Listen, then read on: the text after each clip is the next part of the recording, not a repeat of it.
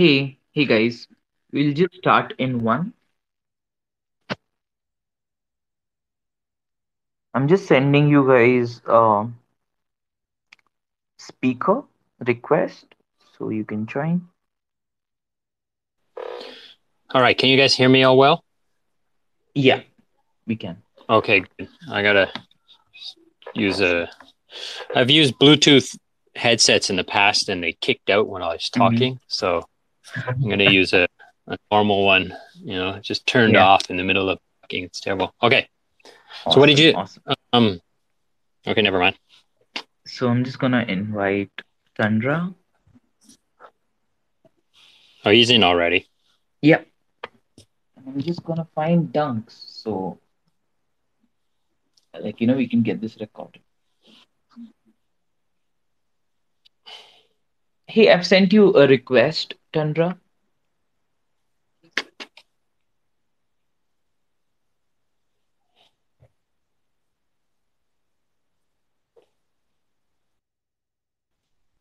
Oh yeah, Dunks is already here because he's joined from uh, creators profile.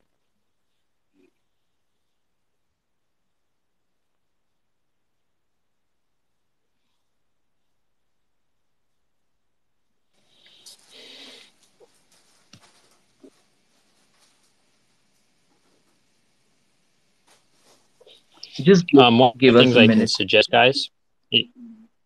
Yeah, one of the things I can suggest is try to remind everybody that consider it like a walkie-talkie. So if you want to speak, turn on your mic. When you're finished, make sure you turn off your mic so that we don't pick up noise and have people noise blarbed out.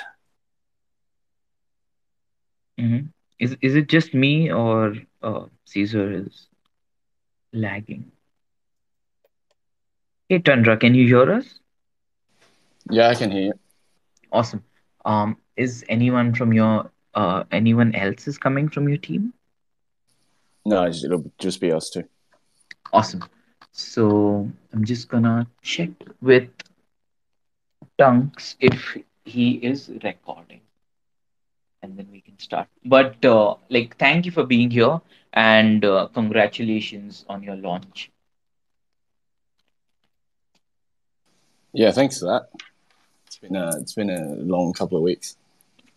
Awesome. Caesar, you wanna have a conversation till I figure out if we are being recorded or not? We are being recorded. I think we're okay. We'll just wait until you Yeah. say it's good to go. I don't think we need to rush. There's not a lot of people here listening.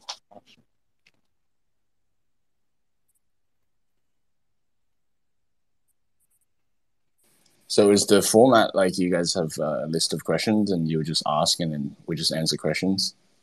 This is the first time I've used Twitter Space, by the way. Yeah, I believe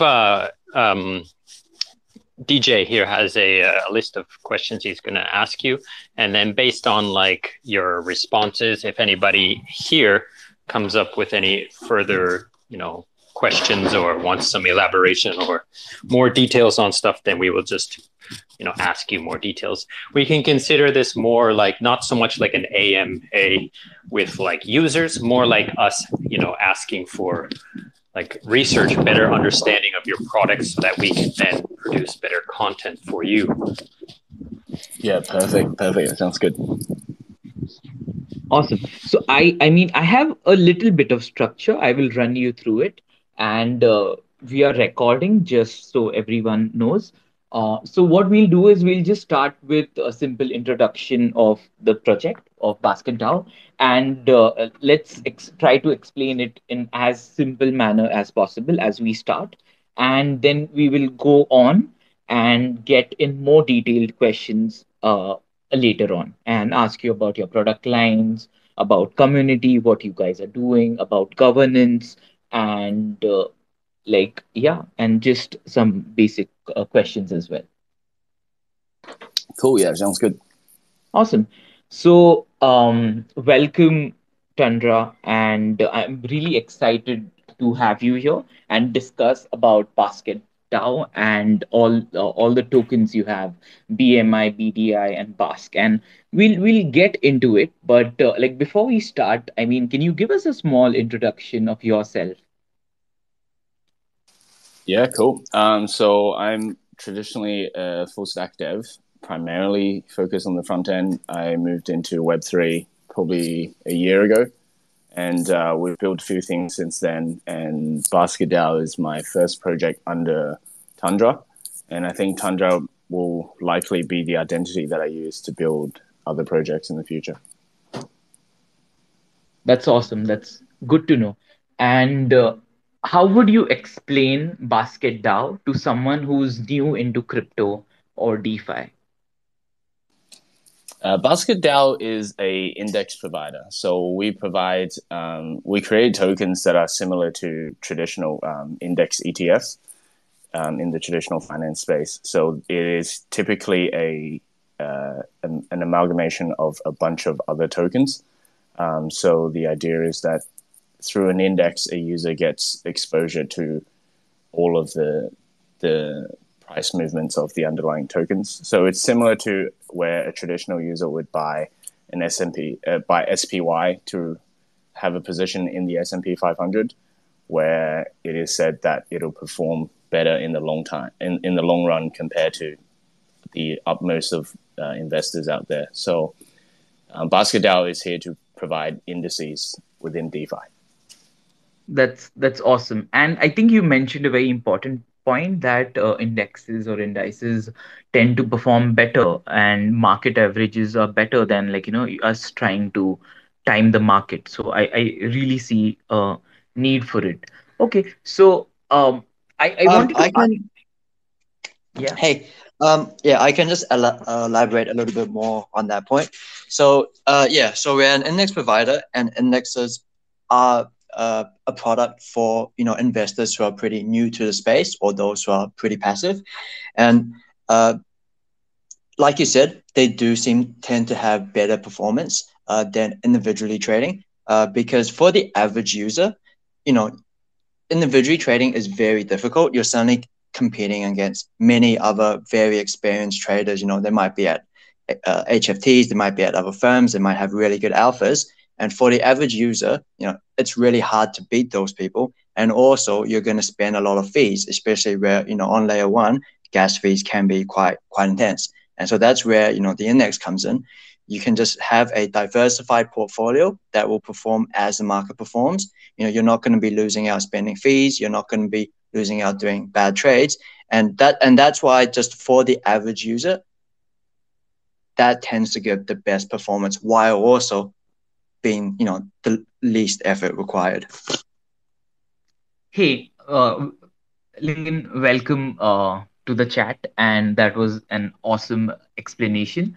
All right, so I mean, I think you answered this already, but I will ask this again. Like, why does BasketDAO exist, and what are you trying to solve? Yep. So it's a pretty funny story. So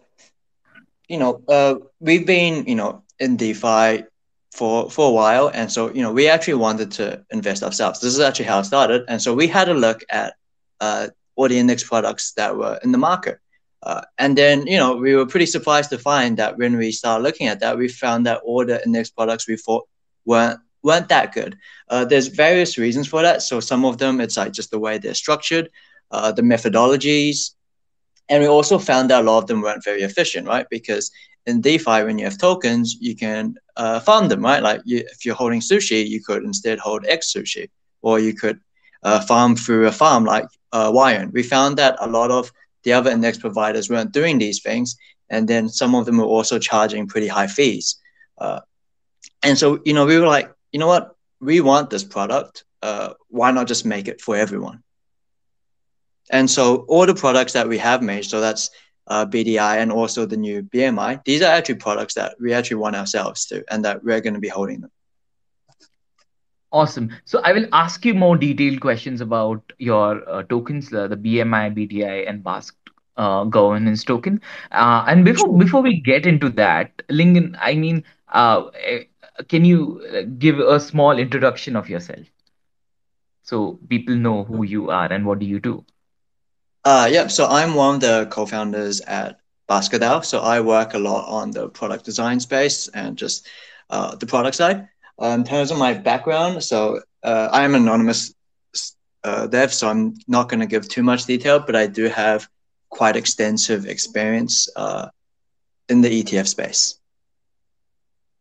That's awesome. And that is what exactly you're building, but in a decentralized way. Exactly. That Exactly. And that's also another point of advantage I think we do have, which we will need to try to, I guess, advertise, for lack of a better term, just because looking at a lot of the other protocols, some of them, maybe do have this experience, but some of them, it's quite clear from the product design that there may be a lack of ETF experience, or like a lack of TradFi experience, which isn't necessarily a bad thing, but there are some lessons that have been learned, and we do see some mistakes being made again. you Can one of you guys speak on the reasoning behind not using a trading pool like a balancer pool, or some of the ETFs out there? They have this selling point of, oh, you're not only gaining the upside of these tokens, but you're also getting trading fees of those tokens. Now, why didn't you guys go with like a trading pool style ETF or index? Sorry. Yep, yeah, that's actually a perfect question. We did a series of tweets addressing this very question, I think maybe 1 or 2 weeks ago. But in essence, the answer is IL, or impermanent loss. And so we do have a pretty explicit example on the BasketDAO Twitter page. So I really recommend anyone to look into it for a more in-depth explanation with numbers. But in effect, it's when you have a balancer pool, because when you're a liquidity provider, and this is depending on how experienced people are with LPs in general, this might be new to them. When you're providing liquidity provider, you're essentially being a market maker. And what that means is that when people trade against the LP pool, as the market maker, you earn fees, but you always do bad trades. And we call that IL. Like if F goes up versus, if F goes up and you're providing liquidity in the USD F pool, effectively what you're doing is other people are buying F, and then the price goes up. As an LP, you're actually selling F the whole time, and you've lost money by IL. And with indices, that can have quite a large impact. So the example we did on our Twitter page was, we just gave an example of, a 4 token index with a monthly rebalance, or, let's say you had a 4 token impact using a 4 token LP pool using a balancer pool.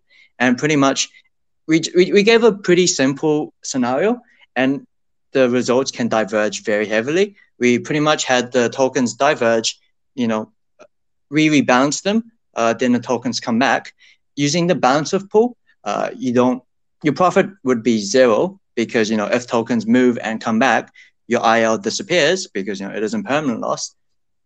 But if you actually rebalance and then the same scenario comes back, you actually, in our example, we're up 100%.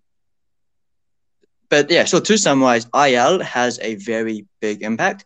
And another thing that can come in is when you have these balancer pools, it does make rebalancing quite difficult, because with the way we've structured our contracts, you can just get our tokens. We can just switch out tokens very easily. So if we need to remove curve and add in something new, we can do that.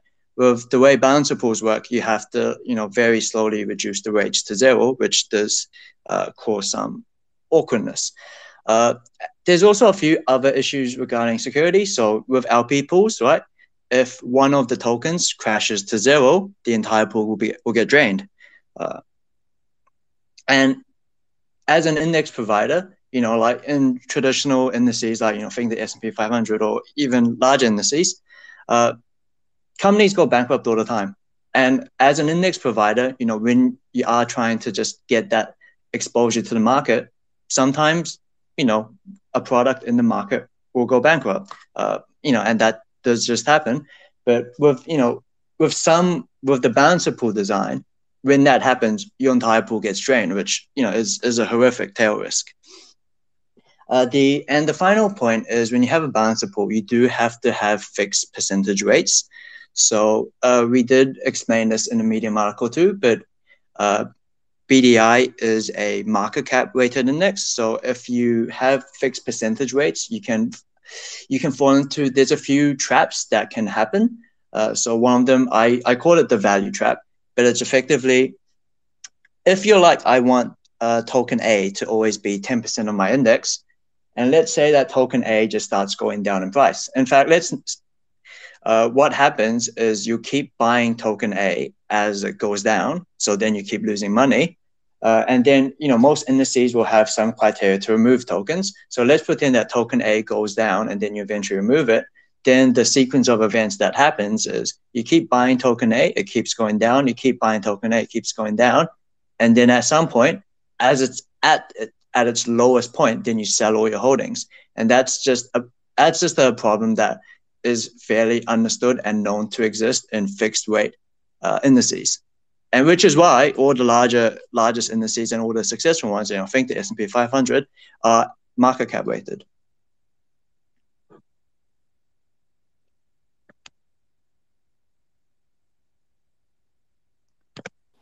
Okay, I'm good with that. DJ, can you keep going? Wow, that was really interesting, and I did not know how I did not personally know the difference, but I understand now completely. So I will what I will do is I'll ask you broader questions, and then my team will ask you these specific questions, which can go heavily into DeFi. So then we can just make videos and post this accordingly. So I'll come back to a much simpler question. And I wanted to, this is something I observed, right? Like your UI UX is extremely, it's very nice. It's very easy to use and easy to understand. And I think it's mobile friendly as well. So what was the thought behind it? Because I think a lot of thought has gone behind creating this, or not, or is this something you do generally? Yeah, I'll talk a little bit about design.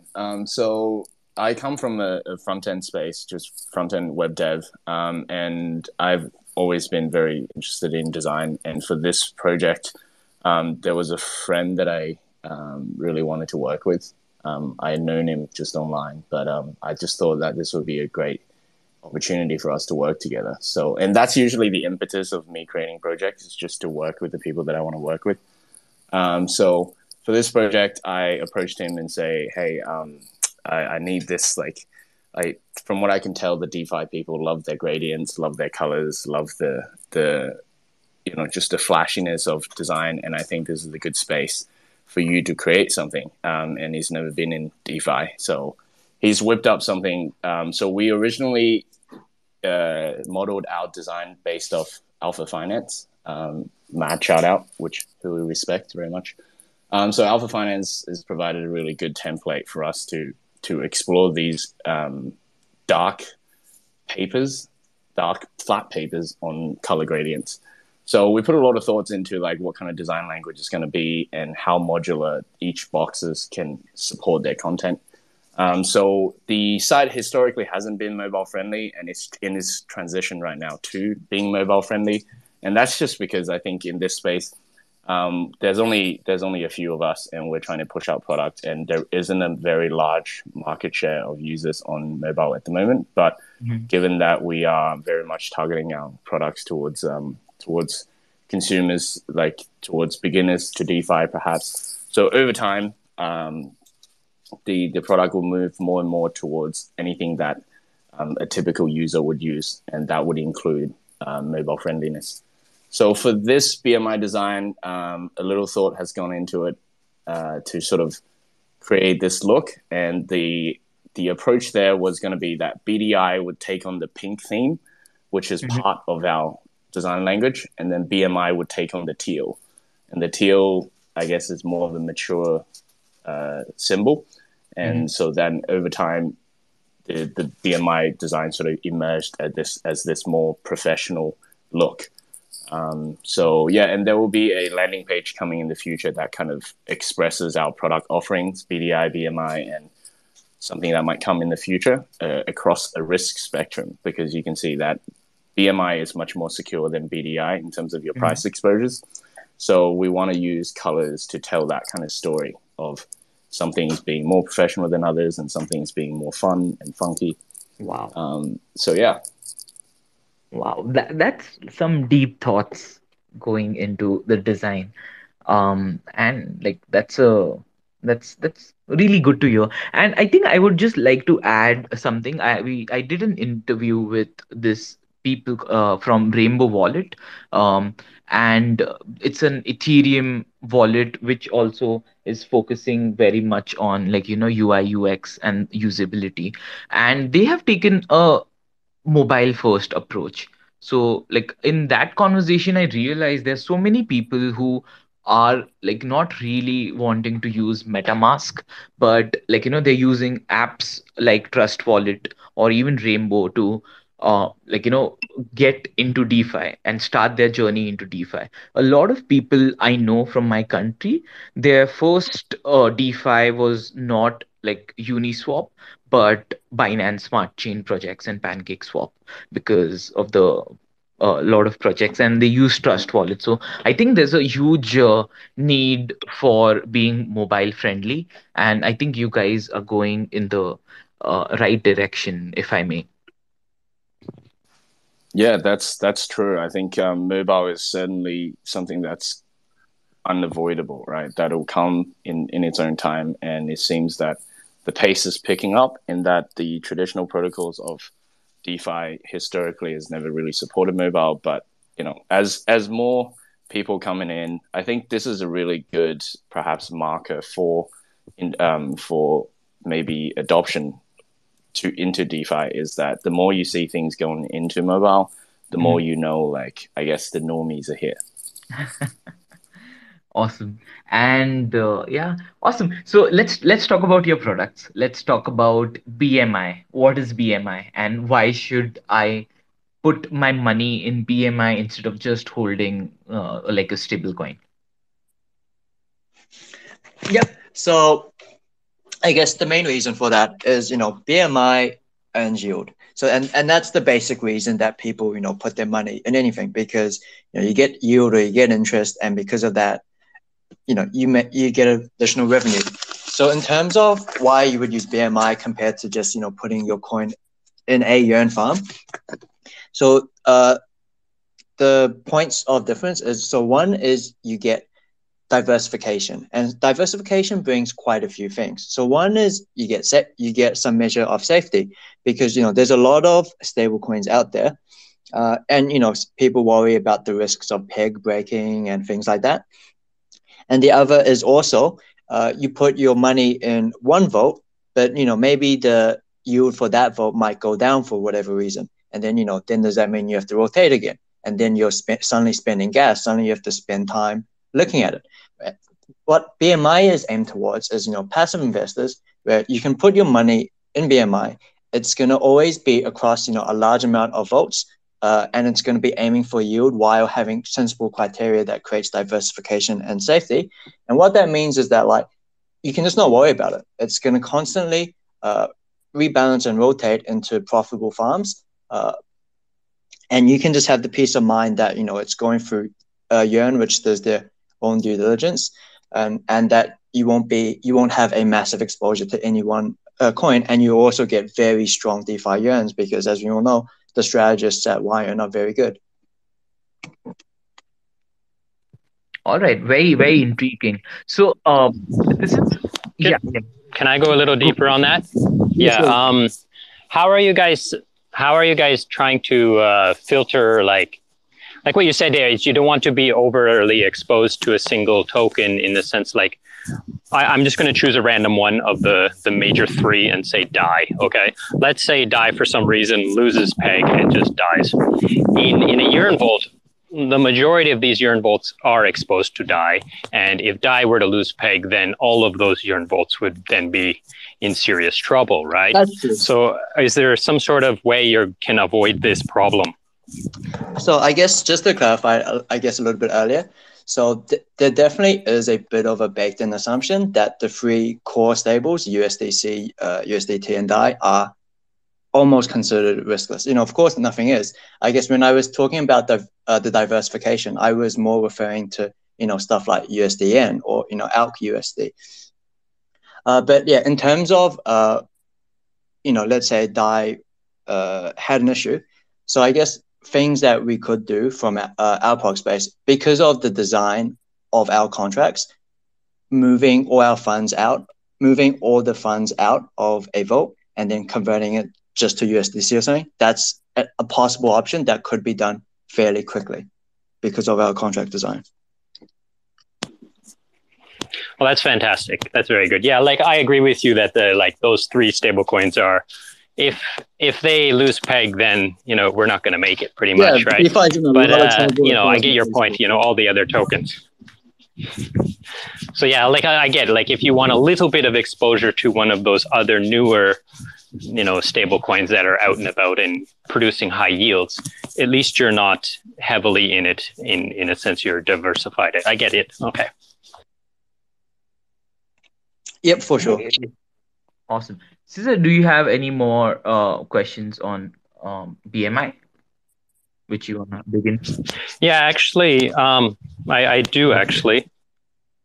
Can you hear me? Okay. I was wondering, I read a tweet a couple days ago. Oh, actually, it was today, maybe this morning or last night, one of the other, about you guys saying that you partnered with someone who's using BMI as their treasury holding. Can you guys speak on what this is? What is the benefit? Why would a protocol decide to use BMI as their treasury? Like what benefits does it get?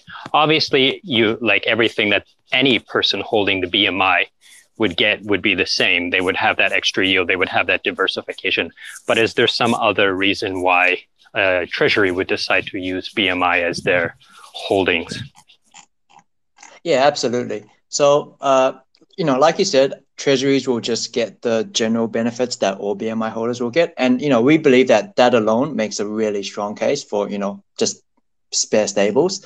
But what we've done on top of that is we've actually given some treasury incentives. And so what those are is, one is a lifetime exit fee exemption. So right now we are going to be charging a very small exit fee just because, that's just to cover things like the socialized gas cost.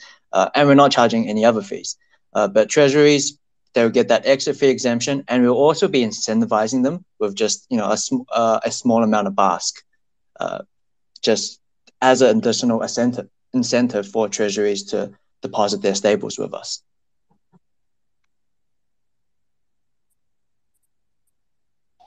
That sounds good to me. It makes sense. Like you said, like getting the generalized benefits of an index that's all stablecoin yield is fantastic as it is, right?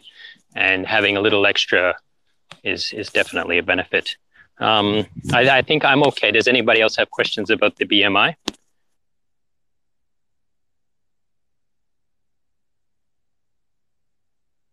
Kazun, do you have any questions? All right. So I think I have. Oh yeah, go for it. Go for it. Oh no, I just want to say I have no questions. Go ahead. Awesome. So I have a question. You guys are using a lot of Curve finance. Like it's a big pool. So do you worry about over reliance on Curve for BMI? I guess the point, how that works more is if anything, the over-reliance is on Wyon, because in the end, they're the one who choose what strategies those products are farming. And, we are an official Wyon partner. We do talk to them a bit. And it just turns out that the strategies around Curve just seem to have the highest yield. Having said that, so they do have a page with all their, strategies, and a lot of their the majority of their votes actually have a number of different strategies. So they might actually have some of the coins farming through Curve. They might have some of the coins actually on Aave or on Compound. So Yearn votes actually are largely multi-strategy votes. Awesome. That's awesome. All right. Okay. Oh, I have something else. Can you speak on like, is there any kind of maximum number of Y volts that you plan to distribute to? Or is there a minimum, like there has to be at least 10, but less than 15? Or do you have any perimeters like this that you guys follow on choosing Y-earn tokens to add to the BMI index? Yep. So yeah, the way BMI works is it does have a set methodology, and the methodology includes things like, you can't have too much of the funds in 1 vote, or you don't want to be too large a proportion of any individual vote too. And, you don't want to be part of votes which are really small. But the one criteria which we added, which kind of gives us a minimum amount of votes, is we're going to assume that the fund has at least 100 mil TVL when choosing like the criteria and the weights. Sorry, the weights and like which votes we're using. Oh, so I guess to explain a little bit more. So yeah, so the criteria would be, and I'm just reading right off our methodology page, no more than 20% of the fund in any one given vote, but also we won't make up more than 30% of the deposits in one particular vote. And then, we just do our weight, assuming that we have at least 100 mil in BMI. So if we had more than that, that would actually change the allocation. But for example, if we didn't have that minimum 100 mil criteria, and let's say BMI just right now only has 1,000, that would mean that we just only go into 5 votes because the second criteria wouldn't kick in, which is why we had that minimum fund size of 100 mil, and then that's just given us the current composition of BMI. One thing I might suggest you to look into is the strategies at Yearn are designed in order. The first strategy that they have in the queue is the cheapest to withdraw from. So if you look at the allowances of those cheaper strategies, then it gives you an idea of which volts will be cheaper to withdraw from. And you can kind of add this to your criteria for selecting volts. Like if you put 6 million into a volt that only has an allowance of 1 million to the cheap strategy, then the 5 million you pull out from the more expensive strategy will have higher gas costs and so forth. But if we're talking like millions and millions, it's not quite as bad because gas is not too bad. But this is something you might be able to consider. For sure. And, I appreciate you bringing up that suggestion. And yeah, actually, because of that type of idea, we actually do have, so the last line in our methodology is that we actually do have a little bit of discretion around the weights, and that's for the purposes of minimizing things like slippage and rebalance costs. How about, are you holding any like funds not in any yield-bearing tokens? Like I assume, is the BMI 100% Yearn, or do you have some other protocols? And also, do you have any like just like USDC or USDT just sitting idle in the index waiting just for like withdrawals or something like this? So I guess I'll answer the two questions separately. So for the first question, which is, are we currently what votes we're using? So at launch, we will only be using YN just because, we are a YN partner, and, YN is very safe and its strategies have, stood the test of time. But we absolutely will be looking into other farms because, sometimes YN doesn't actually have the best yields. That'd be something we will be exploring down the line. And of course, if we do make, add another protocol, e.g. Convex, we absolutely will go through governance. We'll be doing a lot of due diligence, making sure that the funds are, completely safe. But at launch, we are just YN. In terms of whether we have spare USDC, so the answer to that is no. All our funds are invested. And I guess that speaks a little bit more to the type of product we are.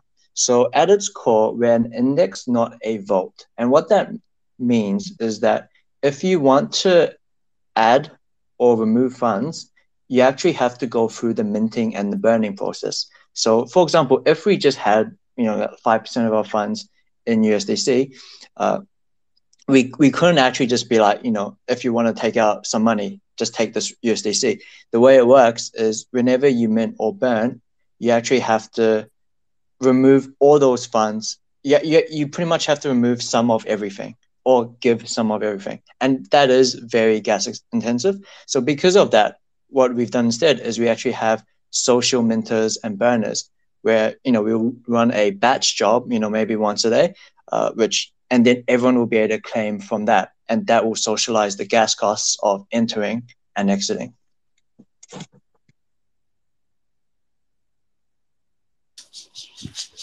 This is interesting. I'd like to understand this a little bit deeper. So there's going to be a small pool of funds waiting to be either withdrawn or deposited into a Yearn vault. No, there isn't. All the funds. Okay, so it's all the funds are being in Yearn vaults right now. Okay, so if I wanted to, let's say I wanted to add some money to the BMI token, I wanted to, instead of like purchasing it on Uniswap or whatever, I actually wanted to mint some more tokens. I wanted to bring some tokens. Would I bring USDT, or would I first have to bring like a basket full of different Yearn tokens, or would I just be able to come with a single Yearn vault and you guys would zap it into all the different tokens and so forth? Like, how can somebody get into this? Yep, that's a great question. So, of course, we're not going to ask everyone to bring a whole basket of Yearn vaults just because, that would make the barrier to entry very high. So what we've done is you can choose either USDC, or you can go use the USDC, USDT, and DAI Yearn vaults. You can deposit that token, and then when we run the socialized minter, that's going to zap it into all the individual vaults, and that's going to mint BMI and give you BMI. So from the user side, what you need to do is you need to deposit USDC, wait, and after that, you'll be able to claim BMI. And then those two actions should be, quite low on gas, and the quite expensive action, which is the mint, will be socialized by our treasury. Okay, so based on what I'm understanding here, the socialized thing is every once a day or once every so often, whatever is deemed applicable, people's funds will be deployed based on that, and then they will allow the BMI token will be claimable. In the reverse, wouldn't this create a delay on getting out? If I wanted to get out of the BMI token, I had the BMI token, and for some reason I didn't want to sell it on Uniswap or whatever liquidity pool is trading on, I would then have to deposit it into the burner token and wait for the socialized burning mechanism to kick in, and then I would get my tokens back in the form of USDC or some Yearn token, right?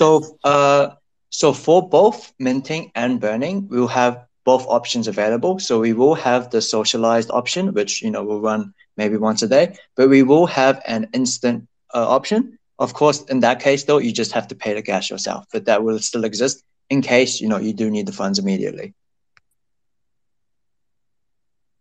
Okay, fantastic. I don't have anything else. Awesome. That just gives us a lot of content, which I'm happy about. Thank you for that, Cesar. All right. So moving on. So I want to ask you about BDI and can you explain BDI or BasketDAO DeFi index in the simplest term? Yeah. So BDI is a no-fee yield-bearing basket of blue-chip DeFi tokens. In effect, if you hold BDI, you've got exposure to DeFi. And as a person who's starting out in crypto, why do you think it's necessary to hold BDI or any kind of DeFi tokens? Yeah.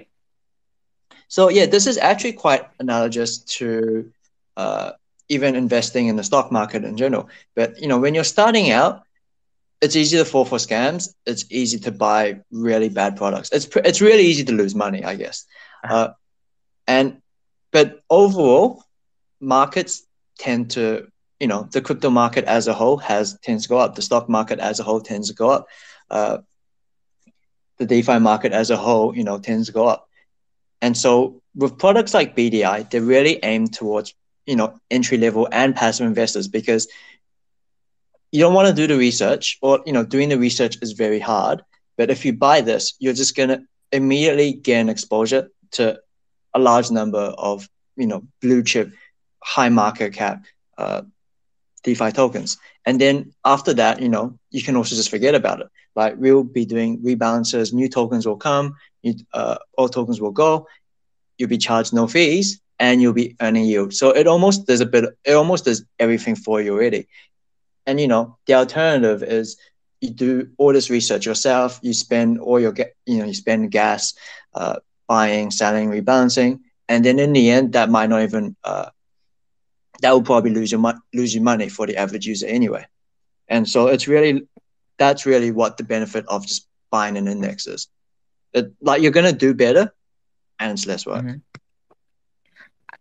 I love it. I honestly love it because and like because a lot of people like I do a lot of educational content, and they are like, what DeFi projects do I buy? And people here in my country, they start out with low capital, right? Like, for them to use and buy these tokens, it's a lot of money. So if I can just deposit ETH and get access to all these tokens, it's a win-win. So That's a great yeah, go Oh, for it, go sorry. for it. That's a great point, actually, that I should have mentioned. It's also, yeah, if you have low capital, and let's say you have the right idea, right? You're like, I only have $100 or $1,000, and I know that indexing is the right thing to do.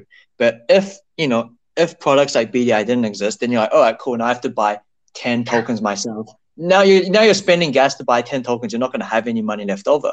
So at least, when you have just a single product, you just need to buy one thing as opposed to 10. And then Yeah, it will also constantly do the rebalancing for you, which is an important part. that's awesome. So I mean, I have a question which I don't think you might have thought about, or maybe you did. So yesterday, Shapeshift airdropped some Fox tokens, right? And I think you probably will be again. I think it depends on you, but like, if tokens are dropped to your uh, vault or your holdings, what do you do? What will you be Exactly. doing? So this is definitely another one of the places where we think our contract design is very solid. So to Mhm, summarize it, if BDI gets airdrop random tokens, we will be able to claim them and sell them and mhm, increase BDI's value. Where we know that some of the other competitors in the space, they have contracts which cannot do this. But we would be fine. We'd be mhm, completely fine. We can just grab the Fox tokens. We can just put them into our portfolio. Maybe buy some Aave, maybe buy some more Curve, and it would just mhm. work. Wow, that's awesome. So I think there is something different about BDI than the competitors, and these tokens are not usual tokens, right? They are earning yield, right? So these are yield-bearing tokens, if I'm not wrong. Yeah, So can where you talk a possible. little bit more? Yeah, just because you can earn yield on a lot of these tokens, and compared to not earning yield is like it's better, and it's free money. It's effectively like free money almost. So yeah, like if you can earn yield, you may as well. I guess the caveat, of course, is the risk, right? Like, just because you can earn 1,000 APY in some outrageous new farm that just got started yesterday, that doesn't mean you should. So we do, of course, make sure that we only farm in very safe, conservative places, which is where at launch we only had Aave and Compound, and now we've added Mhm, Yearn. But apart from mhm. that, yeah, like, if you can get an additional few percent, why would you not? Yeah, I agree. And again, adding on to the point earlier, like, if you have low capital to start with, and you don't want to do liquidity pool or farming, or like, all that, because that also requires a gas cost, or even if you're a whale, right? It's still a task, right? So you can just buy BDI and like get those minimum yield, at least on all these DeFi tokens. So that's good point, I think. Yeah, exactly. We feel that our I have a products, question. Like, even if you're a whale or if you're a small fish, it still makes sense to buy these types of products if you want to, if you don't want to do it yourself. Like, there's no reason you couldn't put 10 mil into BDI if you're like, I believe in DeFi, I don't really want to think about it. Yeah. Awesome. So I have a question about the yield. Is there any token that is put into like a third party yield bearing, like if, like, for example, comp is put into compound, right? Sushi is put into sushi swap as X sushi. So which tokens are put into a third party contract and that they're giving that extra exposure? I do see Yearn, So, right? So I guess it would just be the Yearn. That does exist. We have, like, for example, Link, SNX, and Curve are all being farmed on Yearn. So it is true there is additional Yearn protocol exposure in that case, which is why when we made that suggestion to add Yearn farming to BDI, we did go through a governance vote.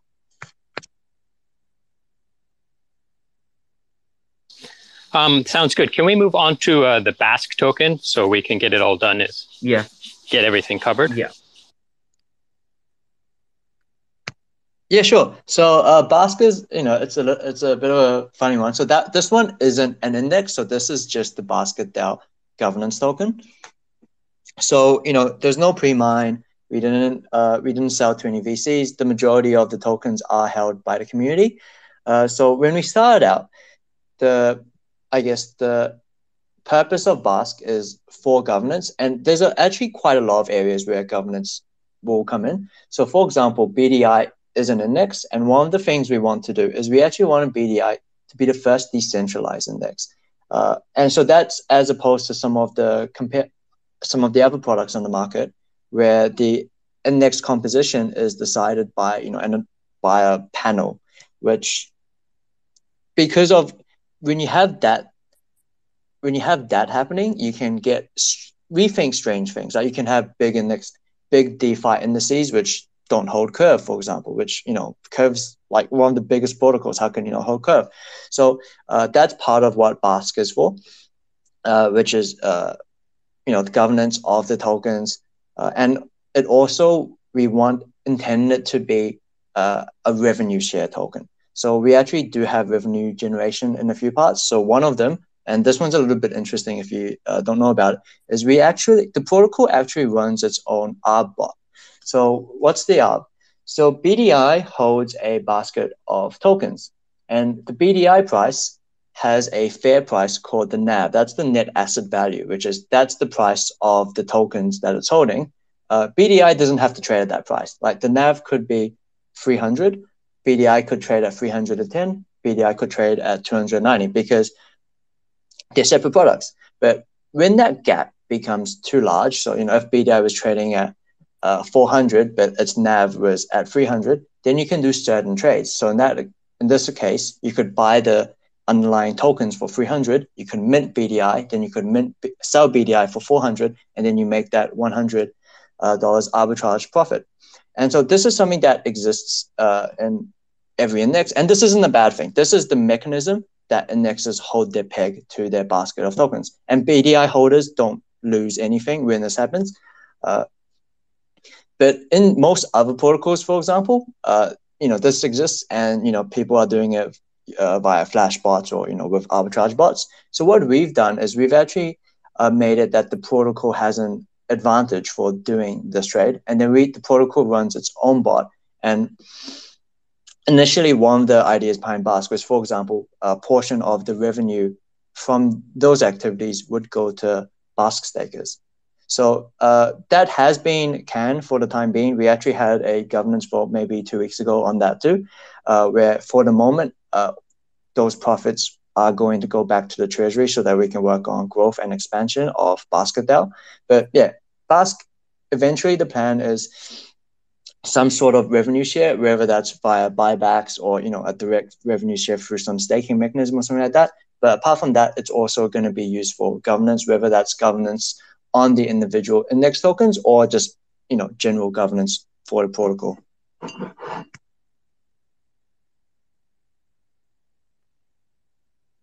All right, that's very cool and that's very informative as well. Cesar, do you have any questions on Bask? Before you mentioned uh, a small fee for that the treasuries are exempt from the fee from dismantling or getting out of the BMI token.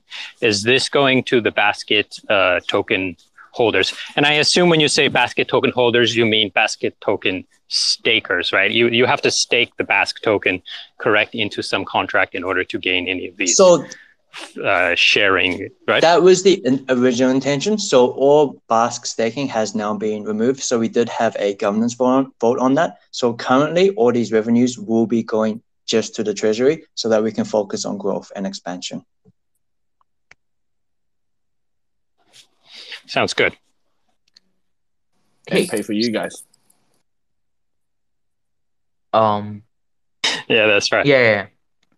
So, quick question. So, as we were talking about governance, I saw something funny. It's not funny, but something happening. So, I just want to hear your thoughts about it. So, you made a proposal, and the proposal did not get enough votes. So, what happens in like what do you do after that? Right? Like, it was a rebalancing proposal, if I'm not wrong. So, how do you fix that in your governance? So we did have that situation a while ago, and what we did was we actually just redid the proposal. We realized that we probably just didn't reach out enough, and so we just remade it with the exact same parameters. We just had a bit more outreach, and we were able to get the vote through. Awesome. But apart from Okay. that, if a vote doesn't pass, it won't happen. Like we're not going to be forcing anything through ourselves. All right, no problem. I mean, yeah, I think we covered most of it. I will just ask you like quick rapid fire, just like few fun questions to just see where we at. So, how has your experience been with working with the Vion team? They're very open to questions, honestly. Like they're very cool guys. Like you can ask them anything. They're very friendly and they're very helpful. I'd say quite a positive experience. Awesome. What are your like? What are you doing to build your community? And can you talk a little bit more about your community? That's a good question, actually. That's probably one of the things which we're a little bit weak on. So Mm-hmm. the community, we have community mods which we found, which were all from the community, and there are people making memes and making some helpful dashboards and websites.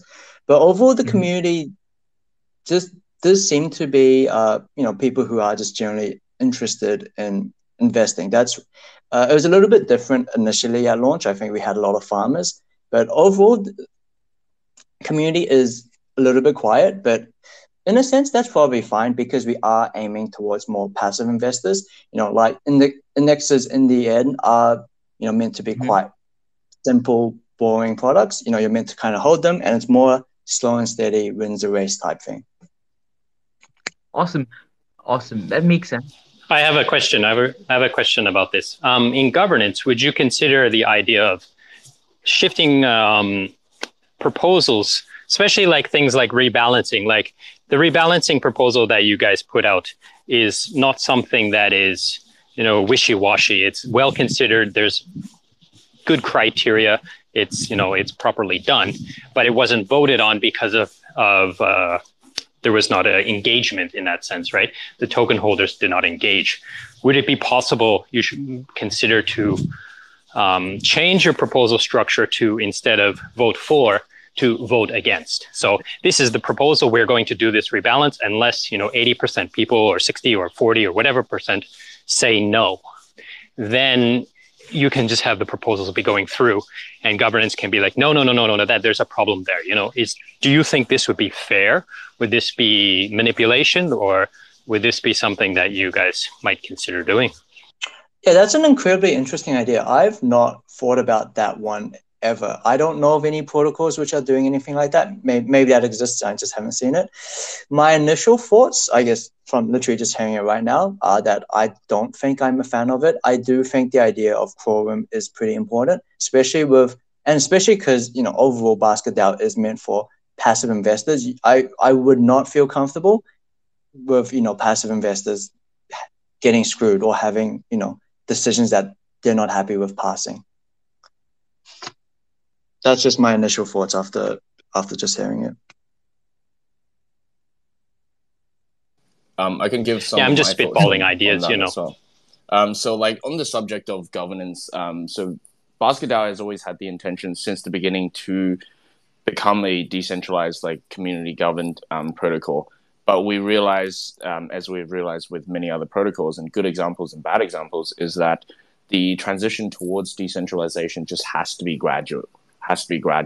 And I think the evidence of that is kind of everywhere these days, to see like good governance, bad governance, and like MakerDAO, the way its existence today is, I guess, years in the making. And I think eventually we want to end up in this world where our communities can make their own proposals. They can change the proposal structures themselves. They can come up with like creative ways or effective ways, importantly, to govern this protocol. And so a lot of the governance effort that we do right now is exploration, is for us to discover what works and what doesn't. And so in the past few months, I think like a protocol of our intent really typically doesn't do open governance from the get-go, but we have elected to do this just so we can gain the experience that we know is necessary. And we do know that the experience is very much necessary to build a governance system that kind of is considered by from many angles. So I think to answer that, there are some various variations of governance that we're willing to try, and one of the ones that you mentioned, including to vote against instead of voting for, and as Lingenberg pointed out, that it doesn't consider the feature of quorum, and I think that's kind of important in some ways. But I think right now, perhaps that idea has some merit, because we know that early stage governance participation is quite low, and that's just the general trend. And unless you incentivize governance in a way that perhaps Curve does it or Compound does it, where you are incentivized to participate or to delegate and therefore participate, there isn't a lot of turnout. So it could help the protocol speed up its maybe aims and desires that it thinks is the best for the protocol right now, by electing to remove the feature of quorum, and then just say that, hey, if you don't agree, say something, otherwise it will pass this. So I think that's something that we will potentially explore, because we are very much just in that exploration phase right now.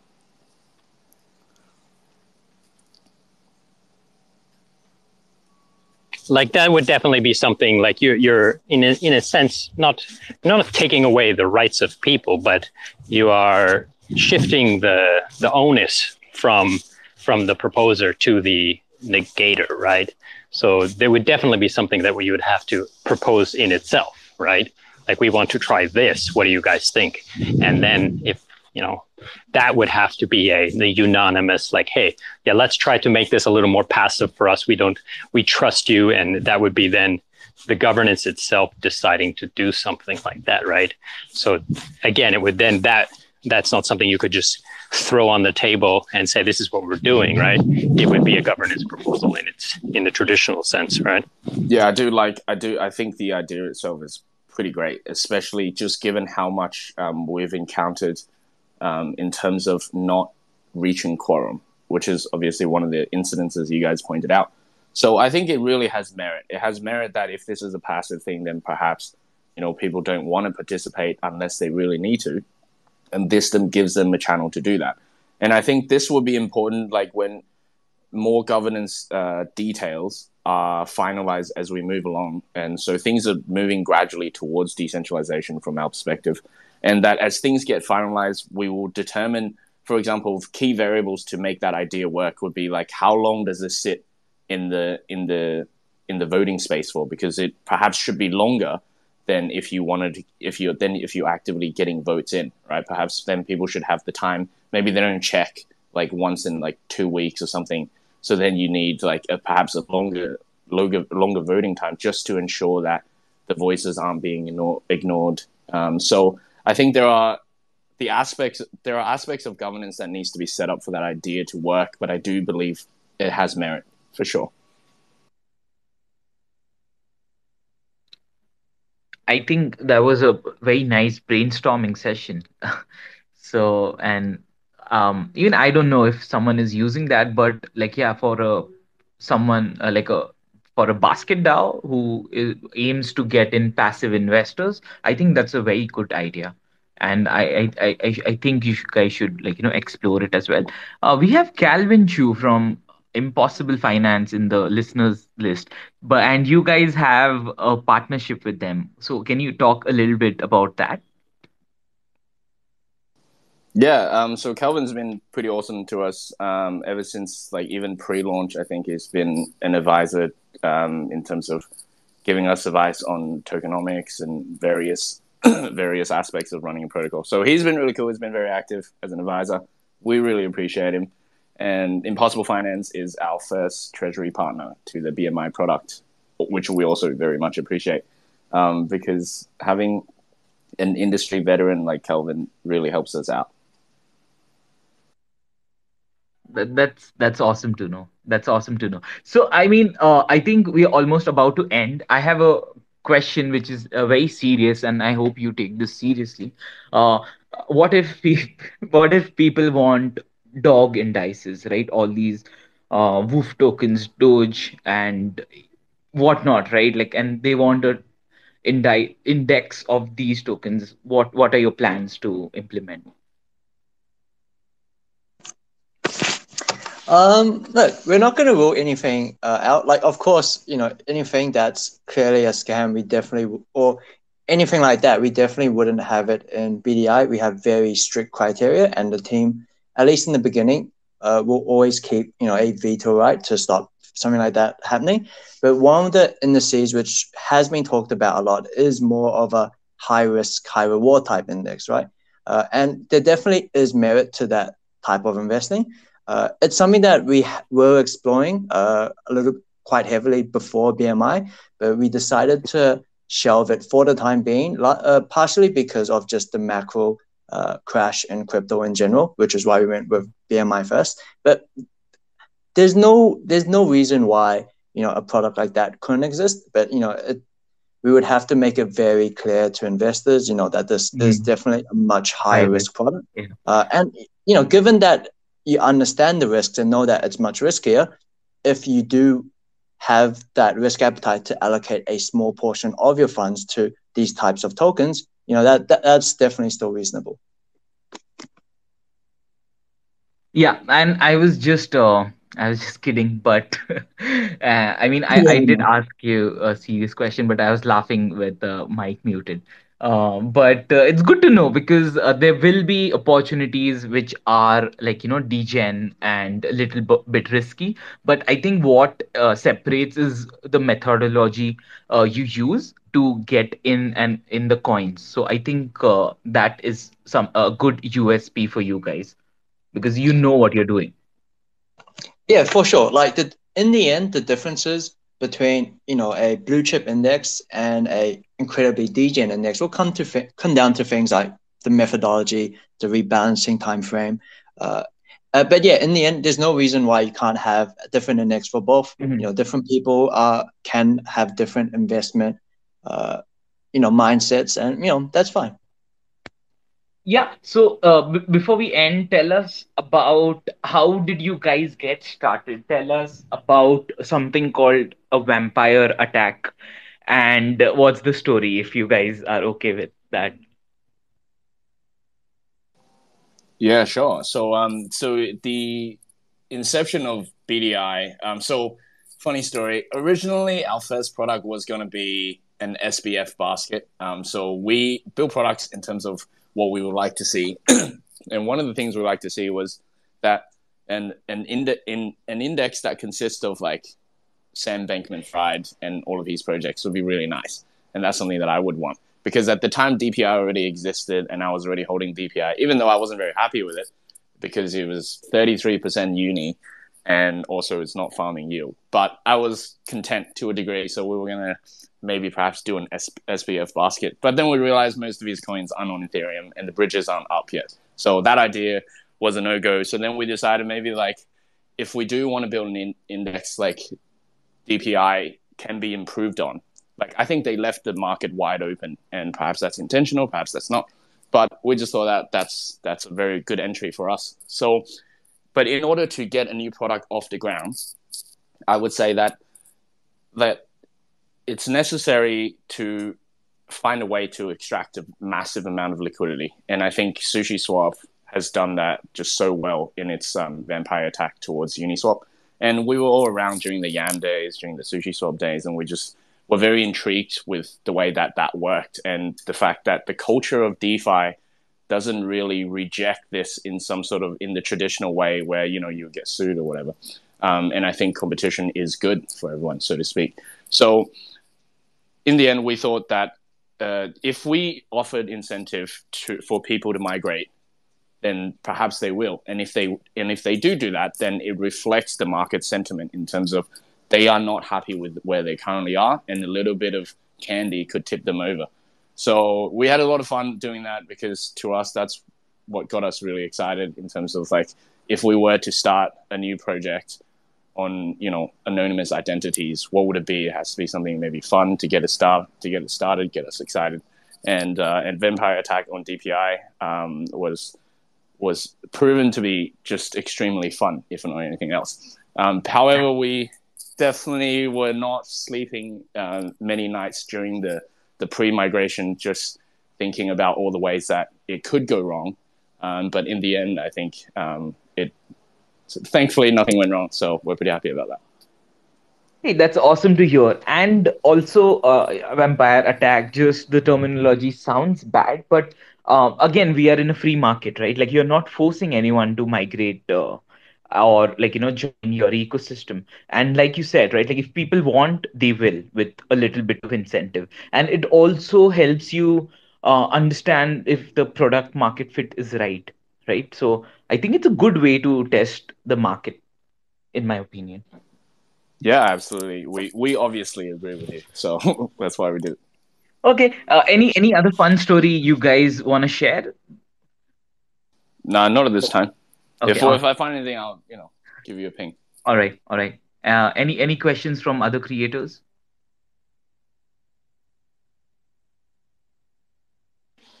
I'm good. I would just like to say thanks for answering all my questions and spending the time with us. Thank you very much for joining us. Yeah, thanks for this session. Yeah, this was great fun, and you had really good questions. Thank you, guys.